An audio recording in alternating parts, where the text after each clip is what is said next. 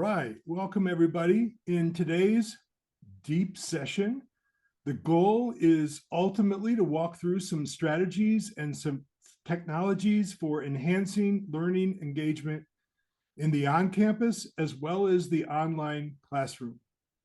And I'm going to talk about strategies and technologies that can help you enhance your presentations, prompt discussion, spark and track participation, support peer review, and a lot more. So probably one of the first things I'd love to see in the chat window is, in addition to where you work, I'm curious what your experience has been so far in online learning. And also, if you don't mind, what your experience has felt like overall with respect to engagement in your classes this semester. So I can see who you are in your discipline, but tell me a little bit about your experience at all in online learning and your impressions of engagement this particular semester so far. Now, there are three overall topics that I'm going to address in today's presentation.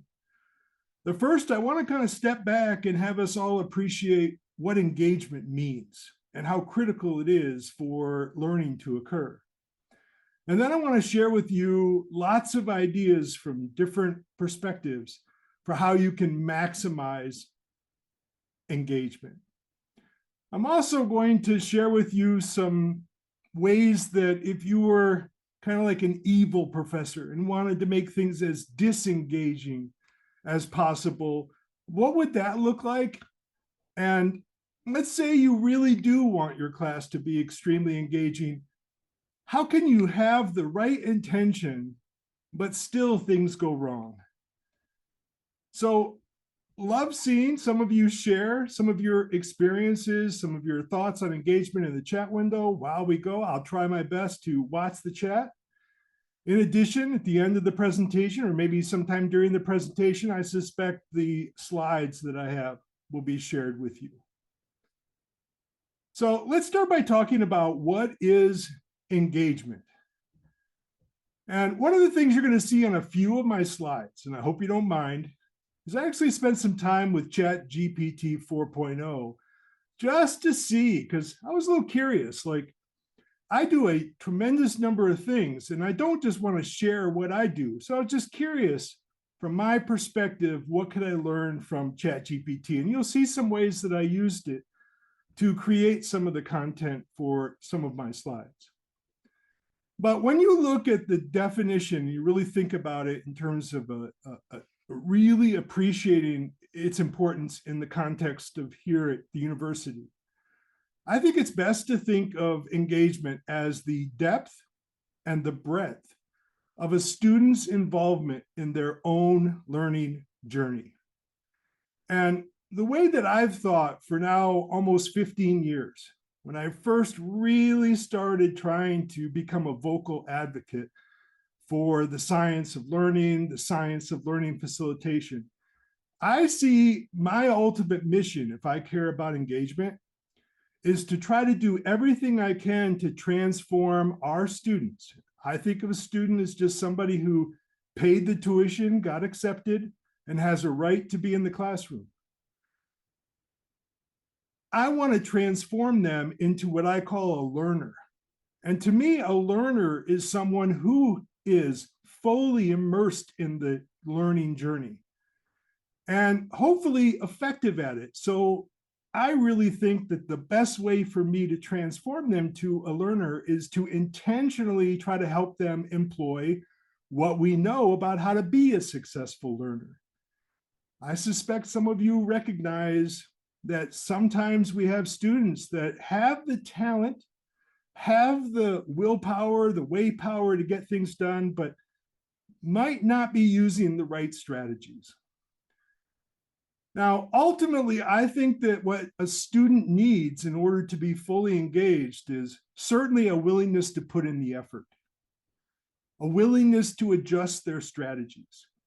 And if you're going to care deeply about adjusting strategies, you're going to have to be willing to humble yourself and connect yourself with others and seek help and take advantage of help.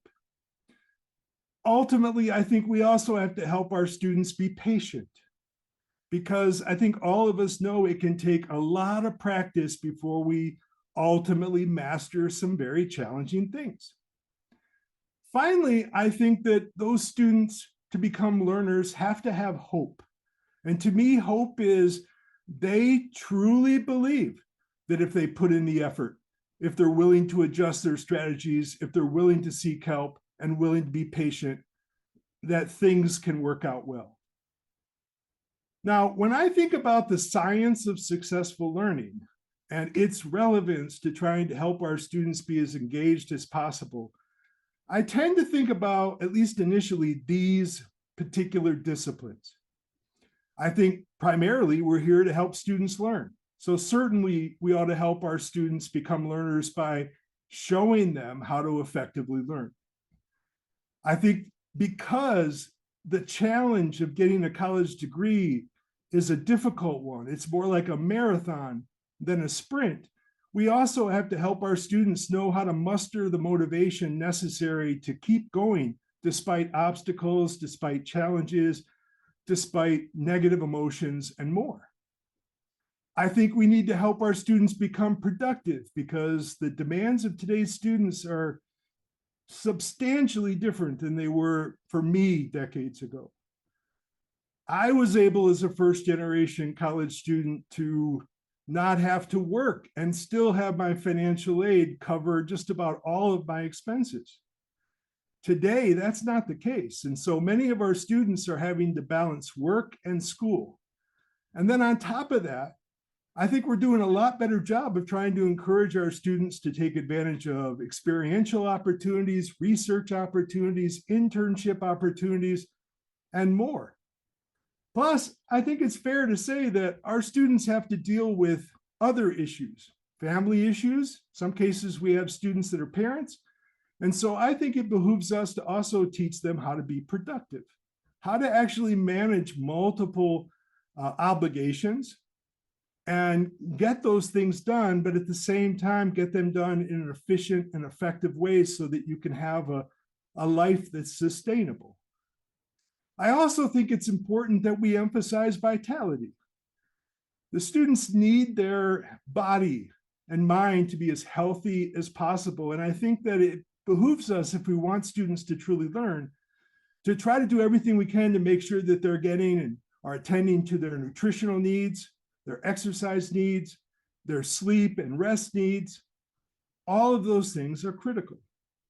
I also think that we know that there are a tremendous number of stressors in all of our lives. And so certainly helping our students become more resilient, learning not just how to focus on trying to resolve some of the negative emotions that they experience, but also trying to help them engage in problem solving when they experience challenge so that they can enhance their skills and make decisions about asking for social support and more that can help them stay in the learning arena.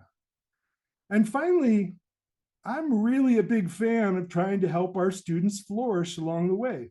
College doesn't have to be a miserable experience. In fact, ultimately, the college experience should be part of the practice of trying to develop a lifestyle that's sustainable throughout our life. And I think that we can value happiness and flourishing, not just for its own sake, because it's just the American way to pursue happiness, but I think that we need to recognize that when students are not happy, when they're not flourishing, when they're languishing, that is going to directly impact their ability to learn. Now, I asked ChatGPT to imagine that I was disengaged Bob, that I was taking perhaps my own course or another course, and I essentially was completely disengaged. I was not fully involved in the learning journey. What might I say? And this is what ChatGPT suggested as an example. And I've heard this. I've heard this from students, and some of you might have too. I just click through the lessons to get them done. It feels more like a box to tick than a real learning experience. I thought that was a pretty good job by ChatGPT. When I asked what engaged Bob might have to say about my course, this is what I got. Every moment in this class feels like a journey of discovery. I dive into each topic with enthusiasm, connect with peers in profound ways, and find myself continually inspired by the depth and relevance of what I'm learning. Now, I would love to see all of the comments on my course evaluations lean toward engaged, Bob. And that really is my goal. And my idea is that if you're going to do that, we have to do everything we can to get them involved in the learning process. So one of the things that I'm curious from, and I definitely spent some time with ChatGPT, it's certainly reflected on my own experience, and have for years. What do you see as some of the behaviors, some of the things that Bob might say if he were in a class that was completely disengaging? So a class where there was a lack of depth and breadth of involvement by the students in their own learning journey. So I'm curious if some of you could add in the chat window some of your thoughts. What are the things that you would witness Bob doing? What are the things that you might witness Bob saying about the class? So would love to see some of your comments, and then I'll share with you all the things that ChatGPT shared with me.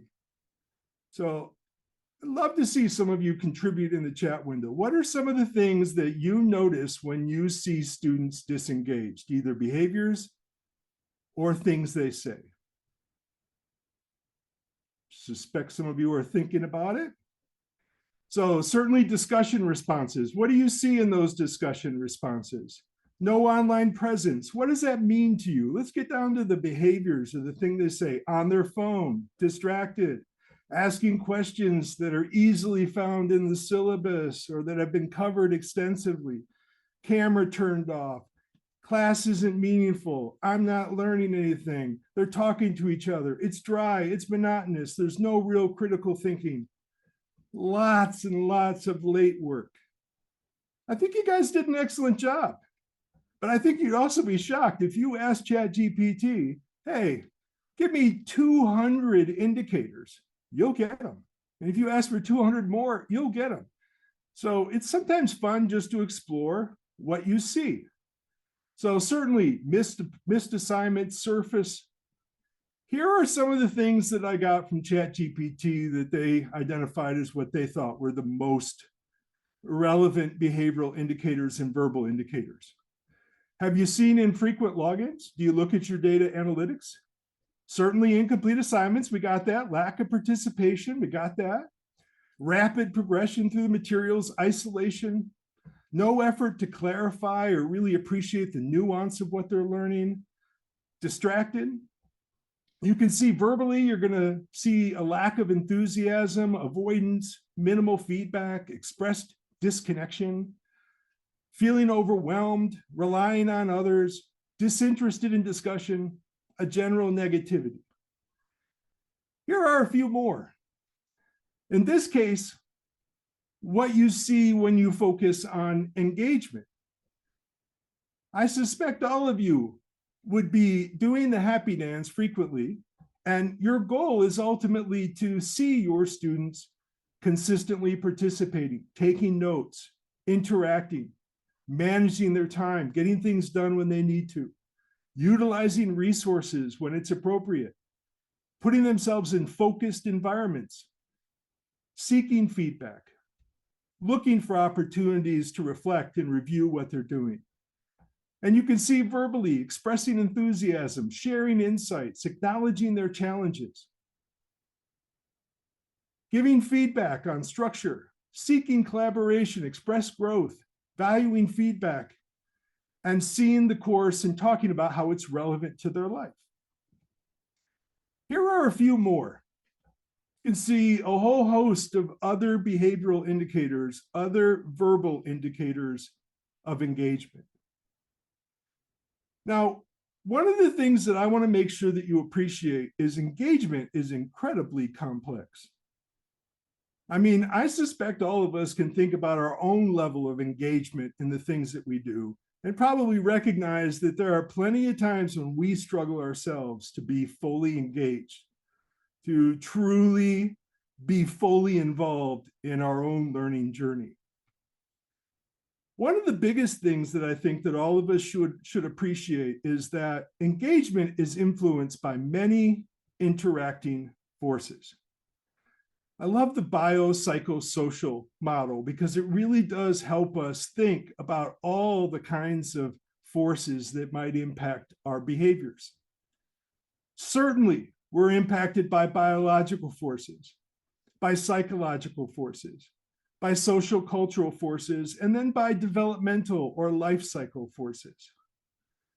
For example, our students and their learning and engagement is certainly affected by the sleep and rest that they get, whether they're using substances, whether they're exercising or getting the nutrition that they need.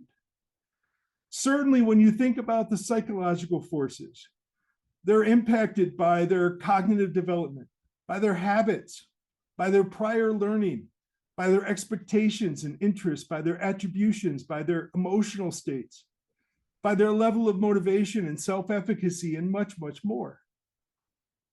In addition, when you think about social cultural forces, they certainly are affected by their family, by their peers, by their environment, by the availability or lack of availability of resources and support, by the values, norms, and structures of our communities and societies, by what's happening at the economic level with technology and media, and again, so much more. And I think it's important for us to recognize that at the same time that people are dealing with these biopsychosocial forces, we have to admit that most of our students are young adults. And as a result, we're still dealing with the impact of development of their brain, of sexual development, of identity development, of social emotional development, need for intimacy, for example, moral development, as well as career development. We're asking quite a lot of folks. And when you think brain development, probably the biggest one is it's not until their mid to late 20s that our students are really going to have the fully mature prefrontal cortex that's necessary for really getting the most out of our efforts to think critically, to think creatively. So I think it's important for us to recognize that this is not something that only faculty can do. This is something that requires all of us to really think deliberately, intentionally about how we can look to maximize these forces so that they're protective factors for our students, so that they actually lean toward helping them learn and do everything we can to minimize or remove some of the risk factors. So I suspect you could think about even more forces that affect whether you're engaged. Feel free to share those. But I hope that this helps you appreciate that everything I'm going to share today, there's no simple solution. We have to think about all of the forces. And the complexity of engagement is that for any particular student, there's a whole host of unique interacting forces that are affecting their ability to be fully engaged. And then if you add what we're going through, certainly that makes it even more challenging. Now, I can tell you that there are researchers who've spent lots of effort trying to figure out how we can maximize engagement. I don't know if any of you are familiar with John Hattie and the work that he has done in a series of meta-analyses trying to look at the effect sizes of numerous approaches for trying to improve engagement. In fact, at the end of the slides, I include several slides where you can just see some of those things that could make a difference, that had high effect sizes. In some cases, many that had effect sizes that were large, in the 0.4, 0.5 or higher range, some as high as 1.5 standard deviation difference. But when you look at all of the measures that Dr. Hattie looked at that could potentially relate to achievement and engagement, one of the things that is really easy to see is that the biggest thing that we need to work on is trying to help our students.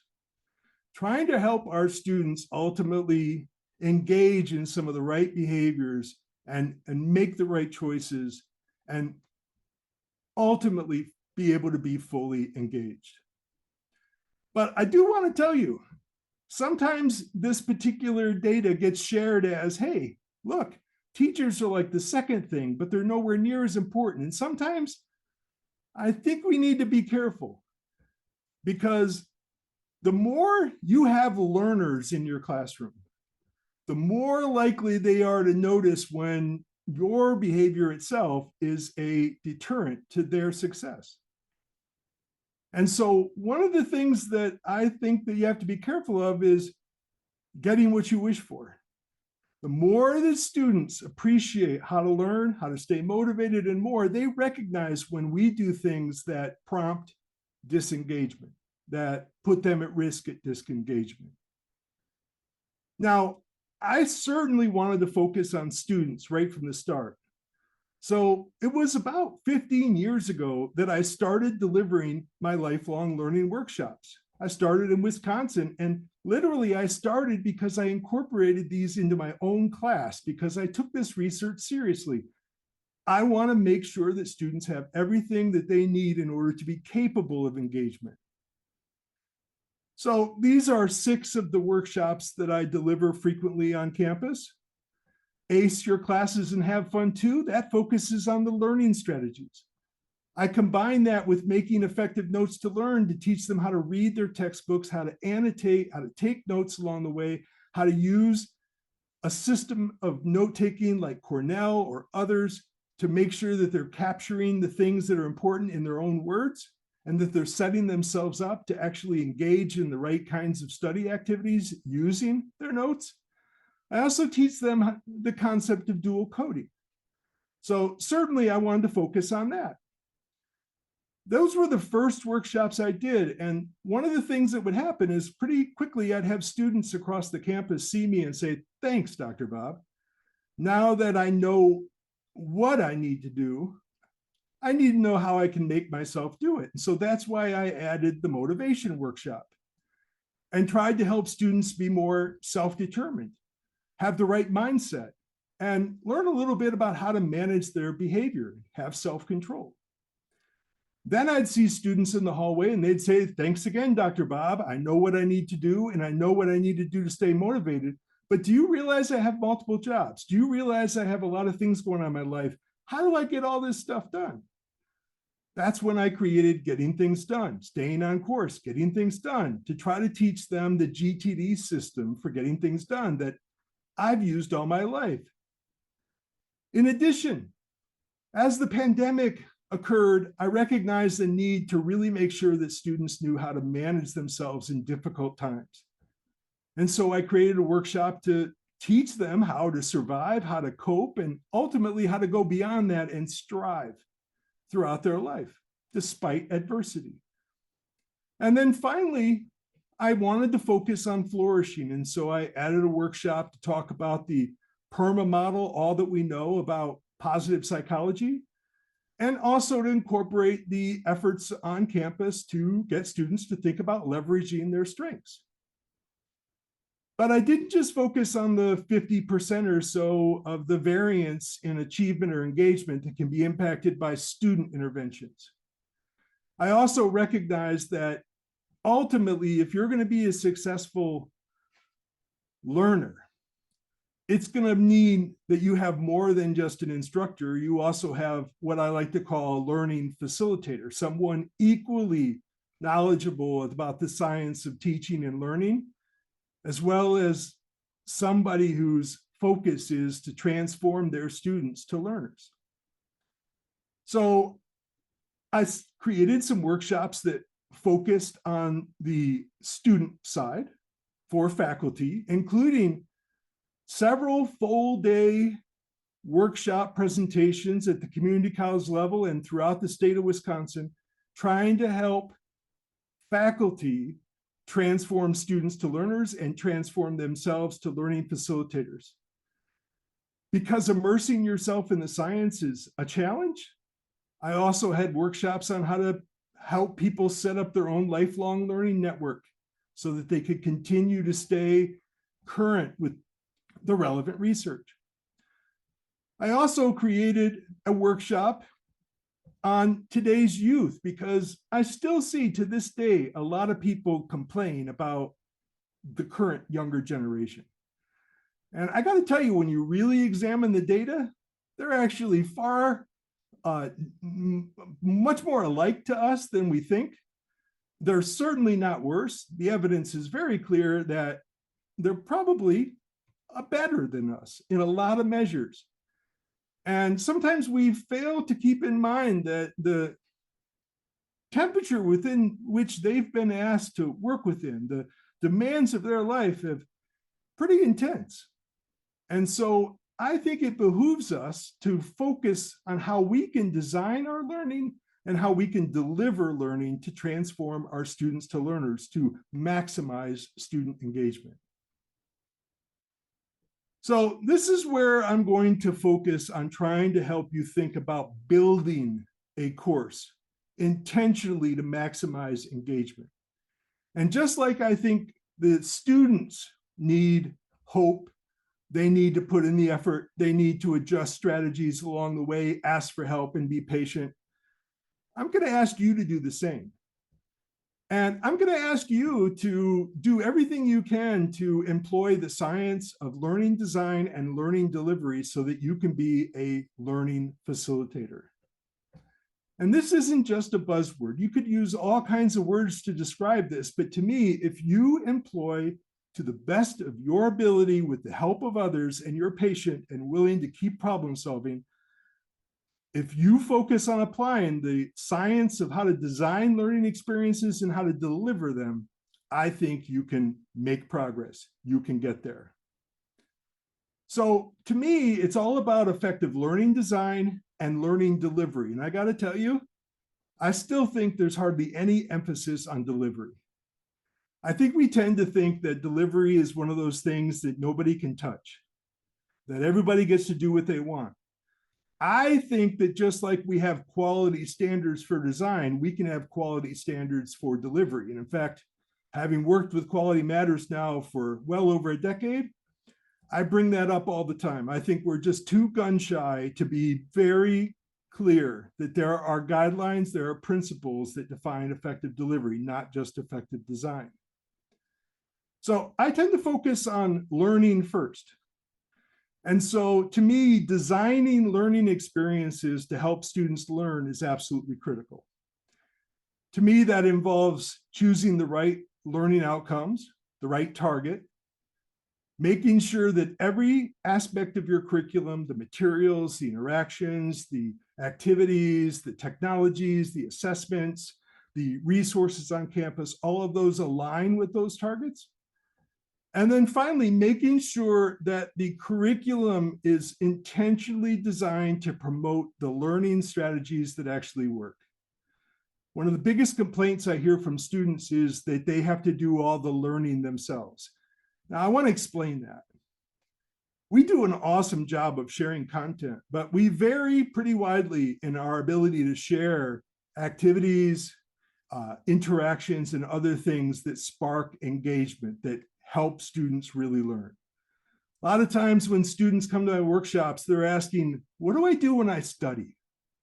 And they're likely doing the exact opposite of deep processing and developing a sense of accurate metacognition, which is what I think of think, or distributing and interleaving their practice, which is space, or engaging in retrieval practice. They're usually instead shallow processing or strategically processing, cramming the night before or a couple of days before important deadlines, and avoiding tests like they're the devil. Now, in order to focus on learning, we have to then back up and think, in my delivery, in what I share, I also need to think about all the things that affect learning. And I got to think about them in a biopsychosocial context. I got to think about all the reasons why my curriculum might not engage students. And then I have to deliver that curriculum. And that's where I focus on three overarching principles. The first one is, if we're going to deliver curriculum effectively so that students are engaged, we have to ally with them. We have to make them see that we see our purpose as ultimately forming an alliance with them to help them learn, to help them be successful. We also need to appreciate that students come varying widely in their level of motivation. We have to leverage the alliances that we build in order to influence our students, to help them get more motivated. And ultimately, I think one of the best ways we can do that is to model the very behaviors, the very philosophies that we preach, that we teach. So I want to take some time just to walk through this. This is really the meat of today's presentation. When you think of an effective target, when you think of beginning with the right end in mind, personally, I think the things that matter the most, things here in this bright red, learner-centered, prominently displayed in the course so that people know this is exactly what this course is going to focus on, and ultimately suited to the ultimate purpose and the level of the course, and I would add, to where that course fits into the program. One of the best ways that we can maximize engagement is to start out with learning objectives that are relevant, that are meaningful, that are clear, and that are measurable. Let me tell you a few things that sometimes get in the way of doing this. These are things to be aware of. The first one is what I call curriculum speak. This is when you're just going through the emotions and creating curriculum that basically is going to look really nice in a bunch of documents and look really awesome in your course. But it's not written at a level that students understand. It's not even written necessarily at a level that you totally understand. It's just a vague kind of abstract set of curriculum-related words, but they ultimately aren't consistent with the mission of the course. The second thing is curriculum creep. I see this an awful lot. Having spent decades since college, I see we're still teaching everything that I learned decades ago, and then we've added a lot more to it. The chapters are getting longer. There's a lot more bolded words. There's a lot more stuff. And sometimes it's driven by textbooks. Sometimes we just teach whatever the textbook has, instead of looking very carefully at that set of concrete, meaningful objectives and deciding to build the curriculum from there. And then finally, curriculum by committee, where we try to satisfy everyone's needs and ultimately don't do a very good job of satisfying the core needs. I think most of us are probably recognizing we need fewer learning objectives and more opportunity to go deep. And those objectives need to pique the engagement of our students by being relevant and meaningful. Now, once you've identified those learning objectives, and this identifying the right learning objectives for me started probably 15, 20 years ago, when I got really frustrated because I started out like a lot of us and just picked a book and then taught that book. And then recognized, you know what, there's actually, if I was really intentional about it, there's no need for them to know all of this stuff. And in fact, when we act like there is, we end up emphasizing a shallower form of learning, because what we really want them to do is master the stuff that's especially relevant to them being successful in their life. And so I think we have to design curriculum to the target, not to the textbook, not to a whole series of wishes, but what we think are the minimal targets necessary to accomplish the mission of this course. For example, I teach an Introduction to Psychology course. For far too many universities, that course is just a memorization course focused on getting exposed to the entire body of key ideas in psychology and completing tests to show your mastery. I think it's much more appropriate to try to get people to actually give a darn about psychology and value it and know where to go to see evidence-based psychology and ultimately appreciate how throughout their life, their career will be better if they start using it.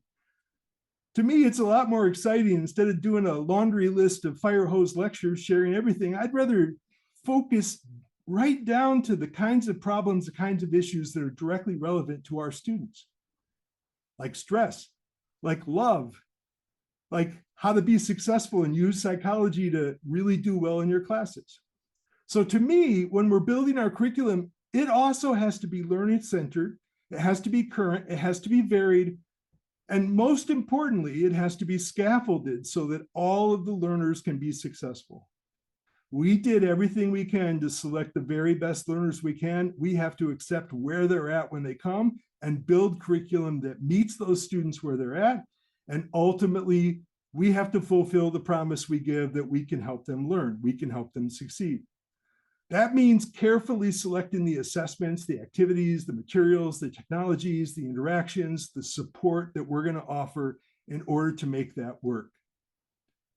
Now, where does this go wrong? There's three big areas. The first one is what is called the curse of knowledge. Most of us know this stuff so well that we forget that it was actually a difficult journey to get to that point. And so we skip a lot of the work that we had to do, a lot of the difficult work that we had to do in order to appreciate and understand the complexity of what we now know. And we go straight to the end, and we don't walk through with our students really slowly and intentionally the core prior knowledge they need in order to make the progress they want.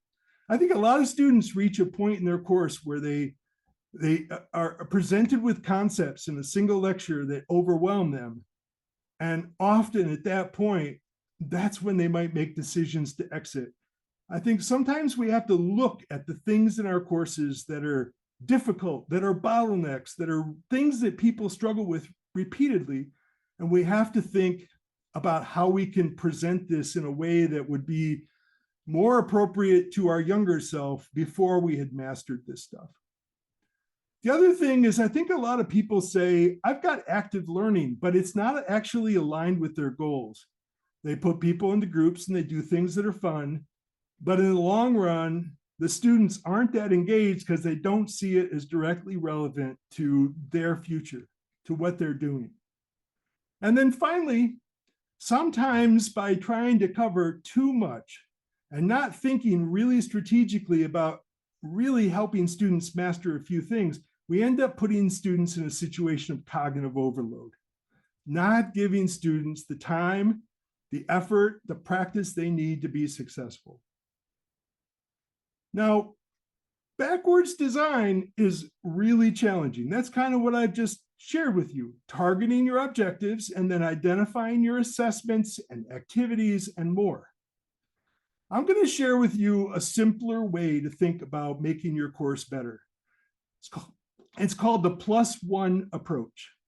Basically, what this means is that every time you have a student who, in your opinion, is struggling to be a learner, that to you is a moment to relook, re-examine your curriculum. Now, one of the things that's kind of happened over the years is Student Disability Services and other organizations have stepped in and kind of advocated for students when they recognize that there are needs that they have to learn. But you know, what I've learned over time is just about every single time, if you're designing your curriculum to intentionally help people learn, the particular accommodations you get, you don't even need to do anything. You're already doing it. Everything that I started doing to adjust my classes was initially just informed by the few students in each class that weren't doing well. And what could I do to get them back on course? And so think one student at a time. I'm going to solve the underlying problem that's a barrier for that student. And you know what? Likely what we see with UDL is when we intentionally help people who need those accommodations, we find that there are benefits for everyone. So I think we ought to start thinking about those particular students that struggle as evidence that our curriculum is a little disabled, not that the students are disabled, that we're not meeting their needs. I know this is really hard sometimes to hear, but I also think that it's important that we recognize that you could design really pretty curriculum, but it's not necessarily designed to help students actually learn. We have to get better at intentionally incorporating into our curriculum elements that get students deeply processing and building accurate metacognition, accurate metacognitive skills, being able to reflect on what they're doing, whether it's working, and what kinds of things they can do to adjust and get back on track. To me, we also have to teach them the space. We have to help them learn how to have a smart pace for how they do their studies. And ultimately, we have to get them to love testing, because it turns out to be one of the best things that students can do to do well on assessments, to practice seeing if they can recall from their memory what they're learning without access to their book or notes. Now, you're probably wondering why I have strike through shallow learning and strategic learning. Well, to me, there's three options.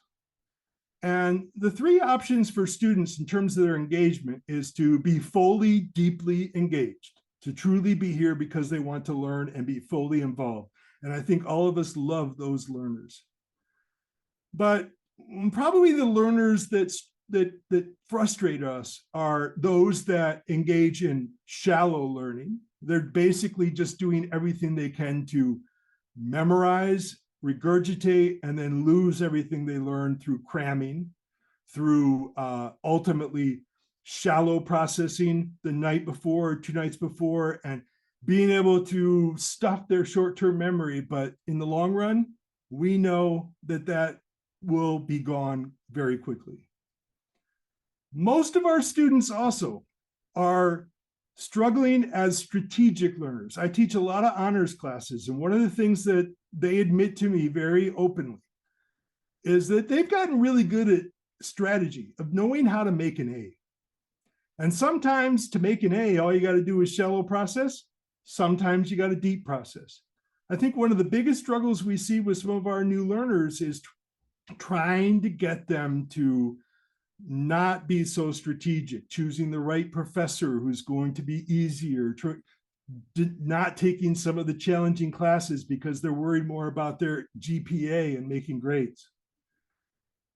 That's certainly a big social issue too. Now, here are some of the things we have to be aware of when it comes to designing a course for mastery. The first one is the illusion of learning. When students engage in shallow study practices like rereading, highlighting, looking over their notes, strategies focused on just memorizing, including things like simple flashcards, they're often going to have the illusion that they're actually learning, which is going to make them especially frustrated when they show up after an exam or project really upset by the feedback that you gave them that they weren't learning.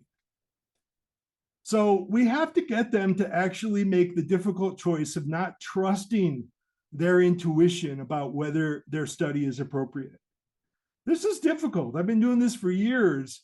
Every time that I get a student to actually make the changes that I suggest, they come back and basically they get it. They realize that not only can they be more effective, but far more efficient if they engage in deep learning strategies.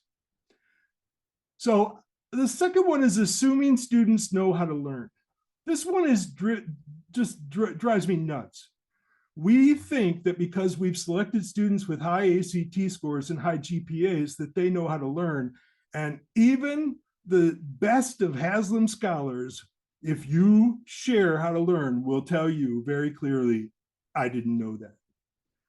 So the reason why I'm pretty popular among those students is that they realize that they're kind of stuck in a strategic, perfection-oriented path. And if you know how to actually learn, you can actually not be so competitive. You can actually really be impressed by people who are learning more effectively than you. You can learn from them. The third is a fixed mindset. I think we have to admit that sometimes we have a fixed mindset about our students. They might have one about themselves, and we kind of demonstrate one too. We kind of imply that maybe they just don't have what it takes to be successful here. To me, the +1 approach says, I'm not going to go there. I'm going to intentionally try to figure out how I can integrate this student's needs, the issues that are a barrier for this student to engagement, into my curriculum over time. turns out that when you examine all the approaches that someone could use for study, the things that require them to think, to engage in interleaved practice, to engage in elaborative interrogation, to engage in efforts to explain what they're learning to themselves or others, those are the things that have moderate utility. I think they actually are especially important to learning, but it's hard to know when someone's actually doing this right. I think that's why sometimes the utility isn't as best. This is probably the hardest thing to teach people, how to deeply process. This is what we have to model. We can't just tell them what they need to know. We need to show them the logic, the evidence, the process, step by step, so that they can truly appreciate it. When you look at space, you see that's a high indicator of success. And then when you think of practice testing or retrieval practice, that's also a high level of success. Now let's talk about delivery. With delivery, the focus is on first align with your students. Basically, your goal is to maximize the positive influence that you have on your students. So to me, compassionate challenge means that you demonstrate immediacy behaviors. Behaviors that show that you are present, you are there with your students, and ultimately communicate a relentless welcome. Because if you have a daughter or son in college, you know that that's what you hope they're experiencing. You hope that others are there to help them be successful. We got to work on how we can be more approachable and how we can demonstrate consistent respect. There's a big three that Dr. Carl Rogers shared years ago that are basically characteristics of fully functioning humans and people who thrive. They experience unconditional positive regard, they experience empathy, and they experience authenticity and genuineness from the people that they interact with. To me, that's what we have to do. That's what I mean when I say we have to model this stuff. I think we have to communicate very clearly that we're here to focus on learning, to help our students be successful, and that grading just happens to be one of those really unpleasant tasks that we have to do at the end. But we have to treat that grade as basically a not yet grade and not communicate that you'll never get it. Because I think if we were true models, we'd be honest with our students that we didn't get it the first time either for everything. So here's something to be aware of when it comes to align. There's a lot of research that shows that even brief exposure to somebody, we want to make a judgment. To me, the very most important part of a class is how you start it. That's where you have to put the energy. That's where you have to make sure that you get off to a positive start, a productive start, a start that gets students excited about your class, and then you have to follow through with good curriculum after that. And I know there's some folks asking for books or articles on the science of learning. So I'm going to share a whole bunch, but here's 3 books that I think if you want to maximize engagement, you need to read now. Inclusive Teaching, that was one of the Lifelong Learning Book Club books by V.G. Sathi and Kelly Hogan at University of North Carolina in Raleigh-Durham. Improving Learning and Mental Health, that's the current lifelong learning book by 3 professors at Brigham Young, and Mind Over Monsters by Dr. Sarah Rose Kavanaugh.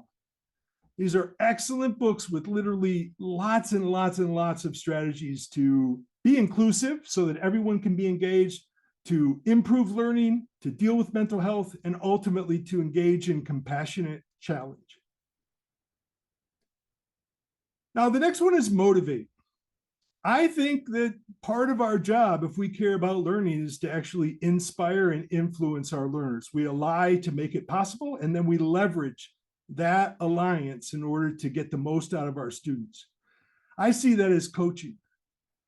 I see that in our athletics every day. I think that we could learn a lot from watching how coaches get the maximum out of their athletes. I see our students as athletes, mental athletes. And I think they equally need the same attention to drills and practice and feedback and watching tape and all that kind of stuff. To me, we have to help our students be more self-determined, which means maximize their intrinsic interest see them as aligning all of their efforts here at the university with their purpose. We have to help them see the power of their perceptions, their mindset, as well as we have to give them strategies to be better at managing the incredible number of temptations that surround them. So there's a lot of things we can do. We can try to increase interest. We can try to help students discover their purpose.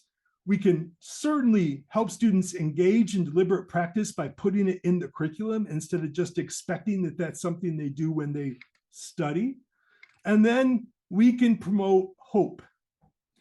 We do that by granting, as students demonstrate they can handle it, increased autonomy, trying to help them feel like they belong, trying to help them feel like they're competent by maybe lowering the stakes early on a lot of things so that students can experience that momentum you get when you're successful, by offering to help and by trying to build and problem solve, focus on the underlying skills that are needed to be successful.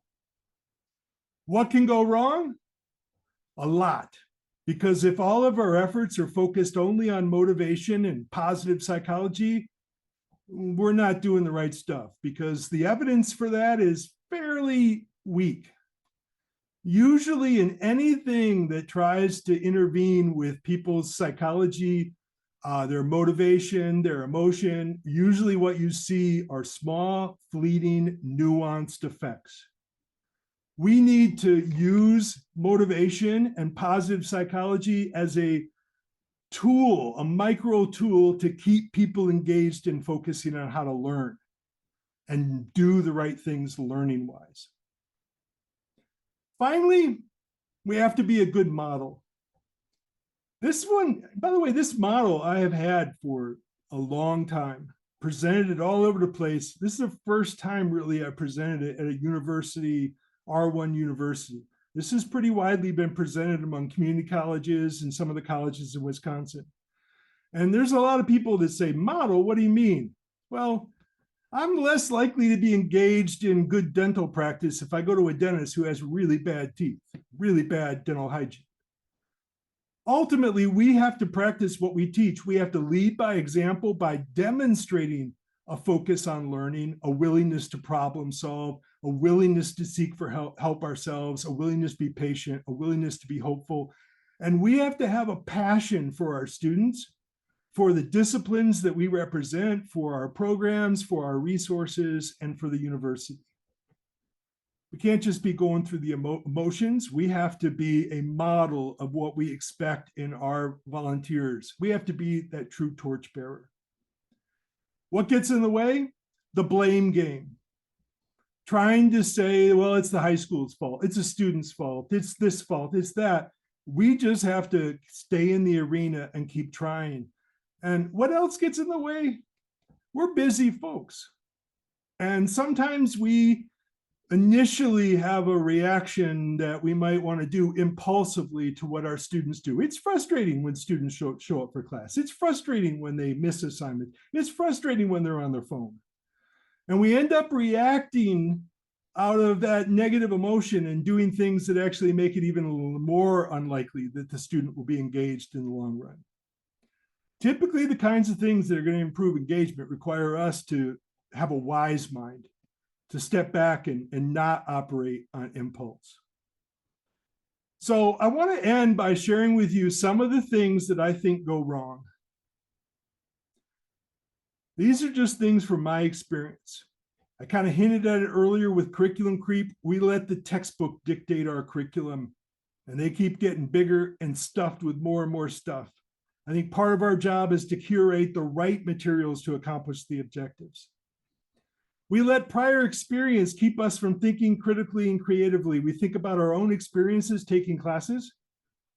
And if they're far enough back, we were just lectured at, and we really didn't have curriculum that helped us know what to do when we studied. That was something we had to figure out on our own, and we probably all did it wrong. We prioritize design, but not delivery. I've seen this many times. You can give somebody curriculum that for you produces amazing engagement. For others, nothing. It's you and what you do with students that matters far more than your curriculum.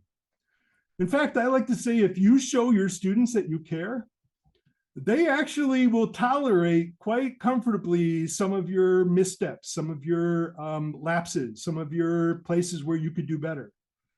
But boy, they will not if you don't care. And so I think we have to prioritize delivery. I think we have to not prioritize power and grades. We have to prioritize process. We don't want our students afraid of us. We want them to seek out coaching from us, to see us as advocates. Some of us aren't personally invested in our curriculum. It's somebody else's curriculum. We're just teaching. It's not guided by our own teaching philosophy, and it's not necessarily grounded in empirical evidence. Some of us think engagement is the student's job. I don't think it is. I think if our care is learning, we got to facilitate learning and keep trying to get better. And I think some of us forget what it's like to be a student. I challenge you. I take tons and tons of classes primarily just to remind myself of what it feels like to be in a disengaged curriculum class, a disabled curriculum class. The whole reason I started teaching online was because I was required to take online certification courses, and they were miserable. They were absolutely miserable. And I mean, horrible. Everything that could be poor about them, they were poor. And instead of being part of just the blame game, I said, I want to teach one. I'm going to show you how to do this. So I hope some of you will step up and say, we can build high quality, high engagement asynchronous courses. Finally, I think we forget what it takes to become a learner. We forget of how much we had to go through to be where we're at. Some of us stopped learning about teaching a long time ago. And if you think about the model that I shared, we target the wrong outcomes, fail to align our curriculum and focus on mastery, and we fail to ally, motivate, and model. I challenge you, where are you on the learning journey to be a learning facilitator? I was naively confident for a long time. Once you expose yourself to the science, once you start reflecting on what you're learning, you're going to be first discouragingly realistic. You're going to realize we have a demanding profession. And then you're going to start the difficult process of trying to be better. And to me, that means reflecting every semester on what went right, what didn't go right, and using the science of teaching and learning to enhance the zone of possibility that you'll change. And here's my philosophy. If I can ever do the happy dance and drop the mic after every class and feel like I've finally got ultimate curriculum, that's when I retire. Here are a few books that I highly recommend. These are books that provide lots and lots of strategies for engagement, for assessment, for collaborative learning. At the end are basically some other ideas for engagement, including a list of some of my favorites. I've talked about those in prior brown bags. So this one, I hope, connected with you. It was just how you think about the process of building engagement into your class. I want to thank you all for being here, and I hope that this connected with you.